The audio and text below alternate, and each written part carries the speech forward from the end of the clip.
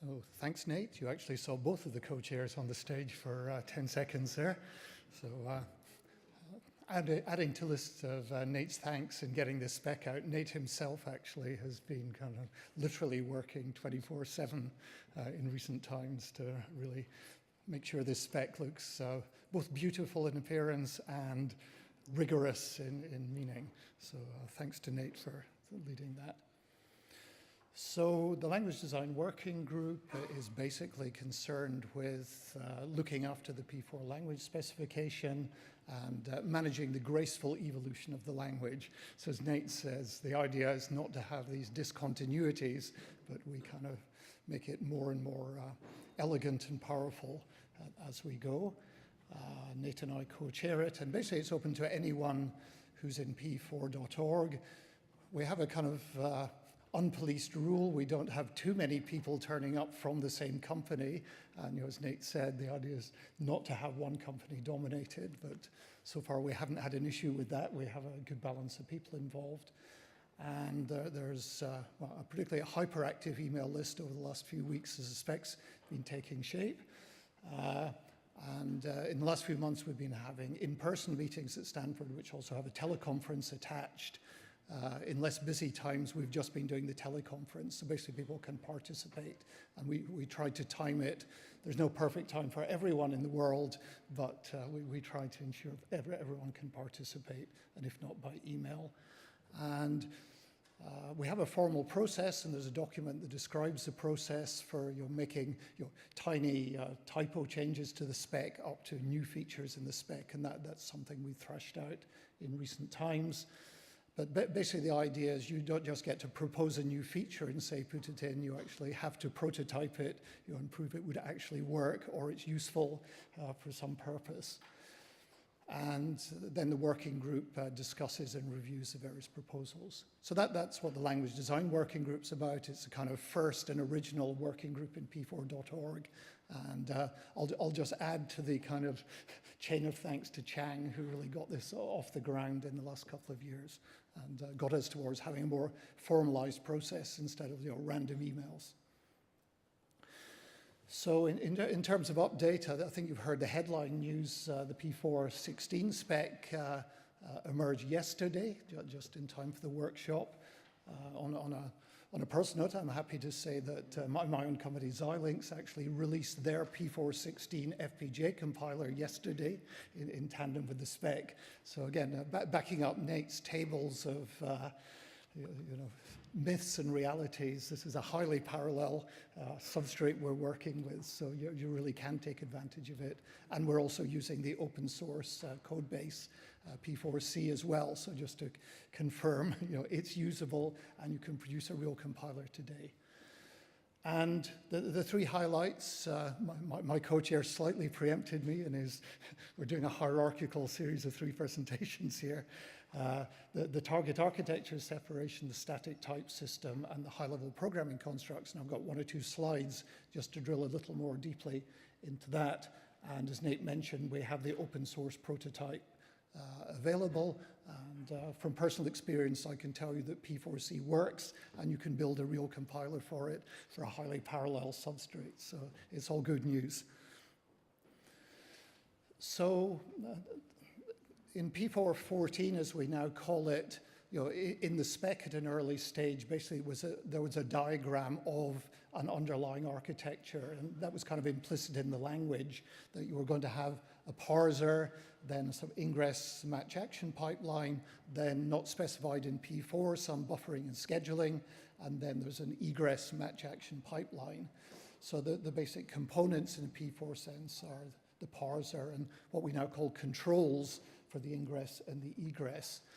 And one of the issues of building that into the language is, if you have some fixed architecture that's completely different from this, some kind of exotic NPU, for example, or you can actually generate whatever architecture you like, which is the case for FPGAs. You can actually build any kind of forwarding. It doesn't have to look like this.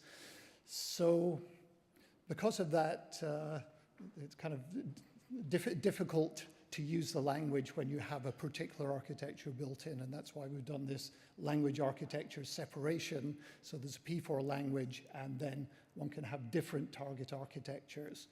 And to kind of indicate that this is a kind of cartoon diagram, but basically there's two components. There's the p4.org community stuff, that's the language, and then you'll discover when you look at what's there for P416, there's now a core library that goes with the language. And then vendors, that's anyone who's supplying a platform that you can use P4 on, supplies both an architecture definition saying this is what the packet forwarding architecture looks like that I'm supporting, and also some external libraries, that's extra extensions to the libraries with functions that that target provides. So the idea is it's not a 1-1, like for each architecture there's one target, various targets can support the same architecture. So that means if you write your program to one architecture, you can run it on any target. So it could be a software switch, it could be an ASIC switch, or it could be an FPGA switch. As long as they support a particular architecture, yeah, your program is good for that. And in terms of productivity, I think that's important at the bottom. P414 had been sprawling rather over its limited existence. You know, it had gone to school and got a bit excited, and now we've kind of moved it on to middle school with P416, and it's a bit more disciplined. So programmer productivity is almost doubled by reducing the number of keywords from 70 to 40. So hopefully people at the developer day realized yesterday you can learn the language twice as quickly as you used to be able to learn it. And a lot of that is because things that were keywords and built in have moved into the architecture side and the add-on libraries. So that's probably the most important change in P416 is to make things more general and more flexible. Just to show you can still do it the old way if you're worried about upward compatibility. This is, I'll show you in baby steps. This is me writing P4 as we speak. So I've defined some standard metadata which goes through the architecture. I've said there's an extern that does a checksum. And now here's my parser. It's saying packets come in, a parsed header comes out, some metadata comes in and goes out, and there's some standard metadata of that format. So this is how we describe an architecture. It says, oh, I'm providing this extern.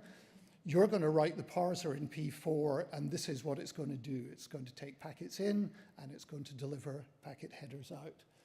Then the control, and we have, in the example, ingress and egress. That's taking in the parsed header and the metadata. And all of these are in-out, meaning goes in and comes out, updated. ... And then finally, a package is the thing that describes a whole switch.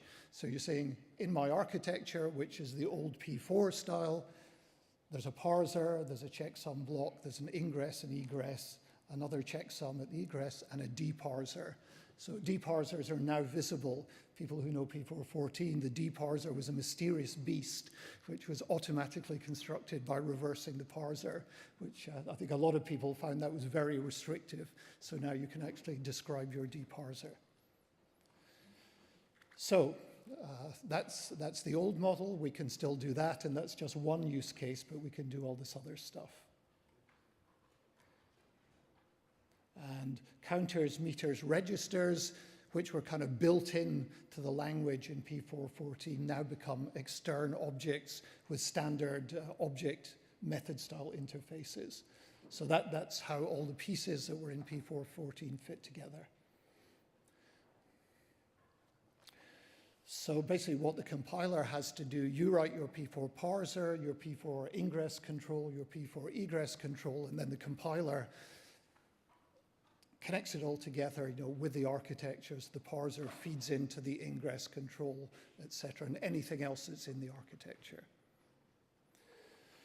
The static type system, Nate alert to that again. I think it's part of the language growing up. P414 was slightly hit or miss in terms of, did it look like a normal programming language in terms of expressions you could write, types that were supported, structured types that were supported, and more importantly, what does it mean? You know, you've got a sort of 6-bit thing and a 12-bit thing. What does it actually mean if you start adding them together or moving them around? So that's now precisely defined in the language.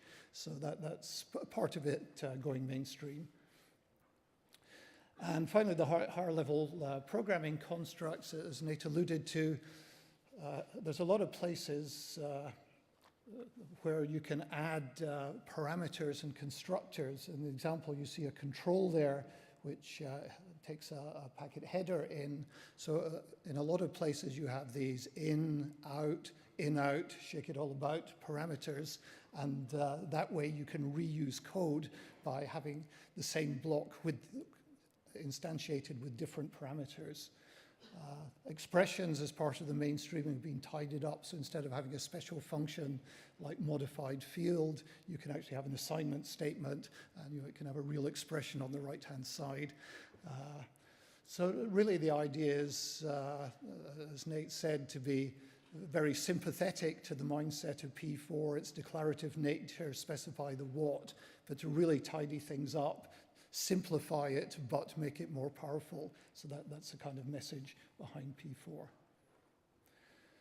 So the next step, this is my last slide, what's going on. You're about to hear from the other 2 working groups, which have kind of fanned out from our working group, is a standard architecture and people defining their own architectures, how this interacts with the control plane, what's the API for that, and also looking at incremental reprogramming. So rather than having to do one-off reprogramming, then redo everything, can you update it? And in terms of the community, new targets are of interest, and automated analysis and verification, making this more mainstream as a programming language that people actually use.